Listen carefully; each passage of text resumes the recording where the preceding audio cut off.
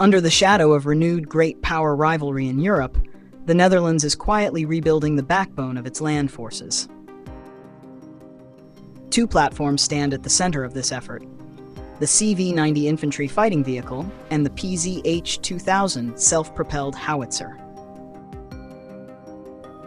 While the Dutch army is small in numbers compared to larger NATO partners, the decision to invest heavily in modernizing these systems reflects a strategic shift. The message is clear. In a future of high-intensity conflict, survivability, mobility, and firepower will decide whether small nations can hold the line. The CV90 story in the Netherlands is particularly striking. Long a proven vehicle across Europe, the Dutch have chosen a mid-life upgrade path that transforms the CV90 35NL into something far beyond its original design. The new turret architecture, equipped with advanced sights and sensors, dramatically improves battlefield awareness. Integration of the Spike LR anti-tank missile gives each vehicle a long-range punch that allows it to threaten modern armor before it comes within killing distance. Most importantly, the addition of an active protection system marks a recognition of the new battlefield reality. In an era of cheap drones and ubiquitous anti-tank guided missiles, passive armor is no longer enough. By moving toward APS integration, the Netherlands signals that it intends its mechanized infantry to survive and fight in environments like Ukraine, where unprotected vehicles are quickly destroyed. This modernization is not happening in isolation. Sweden, the original home of the CV90, remains deeply invested in its continuous improvement. The parallel development paths of the Swedish and Dutch fleets mean there are natural synergies in maintenance, training, and even software integration. In the longer run, this shared backbone could allow Dutch and Swedish mechanized battalions to fight side by side in the Baltic with a common operational language. For NATO, this kind of interoperability is worth more than raw numbers. If the CV90 is the Dutch Army's spear, then the PzH2000 remains its hammer. Few artillery systems in the world can match its combination of range, accuracy, and rate of fire. Ukraine's battlefield experience has highlighted both the strengths and weaknesses of the PzH2000. Its devastating effect in counter-battery duels has been proven, but its heavy use has also exposed the strain such intense operations place on maintenance cycles. The Dutch are drawing the right lessons. Survivability against drones requires improved top protection. Automation of loading can ease the burden on crews, and future ammunition must extend the reach of 155mm guns beyond today's limits. Here, the Swedish connection again emerges. Stockholm is ramping up ammunition production and heavily investing in 155mm supply chains.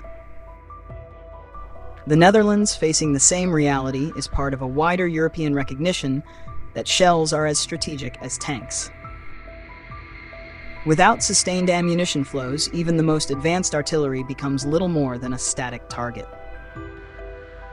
Dutch PzH2000s and Swedish Archers may be different in design philosophy. One a tracked heavy gun, the other a wheeled shoot-and-scoot system. But together they illustrate a common doctrine: fire fast, relocate immediately, and ensure the supply chain never falters. Projecting this synergy into the Baltic scenario clarifies the strategic vision. A Dutch mechanized battalion, built around CV90s equipped with long-range missiles and active protection, advances under the umbrella of artillery fires. Behind them, PzH2000 batteries unleash salvos designed to neutralize enemy artillery and suppress defensive lines. At the same time, Swedish Archers add mobility and redundancy, firing from concealed positions and complicating enemy targeting. The two systems, different but complementary, create a ground fire's web that is resilient, flexible, and deadly. The importance of such a structure is not merely tactical. It sends a message to Moscow that NATO's smaller members are not weak links. The Netherlands and Sweden are demonstrating that by pooling modernization efforts, they can cover gaps that larger allies may overlook. For the Dutch, returning to high-intensity readiness means discarding the post-Cold War illusion that light peacekeeping forces were enough. For Sweden, NATO membership is not just a legal step, but a technological commitment to ensure its systems integrate seamlessly with partners like the Netherlands. In the coming decade, both CV90 and PzH2000 will continue to evolve. Active protection systems will become smarter, countering not only guided missiles, but loitering munitions. Automated loading and precision-guided shells will extend artillery ranges to 100 kilometers and beyond.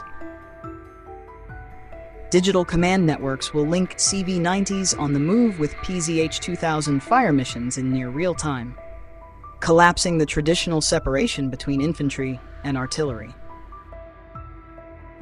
Beyond the platforms themselves, the Dutch experience underscores the centrality of logistics and sustainment in modern war. Vehicles and guns are only as effective as the repair chains that keep them running and the ammunition stocks that feed them. Ukraine has shown that maintenance crews, spare parts pipelines, and ammunition depots are as decisive as frontline units. For the Netherlands and Sweden alike, this means that modernization must extend not only to hardware, but also to the invisible backbone of support. Joint training of mechanics, coordinated stockpiles of 155mm shells, and standardized digital diagnostics could make the difference between a NATO battalion that can fight for days and one that is spent in hours. By investing in this unseen layer, both nations prove they understand the real lesson of today's conflicts. Endurance is as strategic as firepower. For audiences following European security, this transformation of the Dutch army is more than a national story. It exemplifies how NATO's middle powers adapt to the age of drones, electronic warfare, and mass fires. Where numbers cannot be increased, quality and integration must fill the gap. And in this effort, the partnership with Sweden is vital. Both nations understand that in the Baltic theater, survival will depend not on size, but on whether every vehicle and every gun can deliver its effect at the right moment. In conclusion, the Netherlands is not rebuilding its land forces as a symbolic gesture. It is creating a backbone designed for the harshest test, a clash with a peer adversary under NATO's northern skies. The CV90 brings resilience and reach to mechanized infantry, while the PzH2000 provides the crushing weight of long-range firepower. With Sweden advancing on parallel tracks, the two nations together are laying the foundation for a new ground fire shield across Northern Europe. For those who care about the balance of power in the Baltic, this is not a distant development. It is the quiet preparation for a storm that could define the continent's future. If you find this analysis valuable and want to support more in-depth explorations of Europe's evolving defense landscape, consider subscribing and sharing. Every gesture of support helps us continue bringing sharp, clear insights into how nations like the Netherlands and Sweden are shaping NATO's readiness for the conflicts of tomorrow.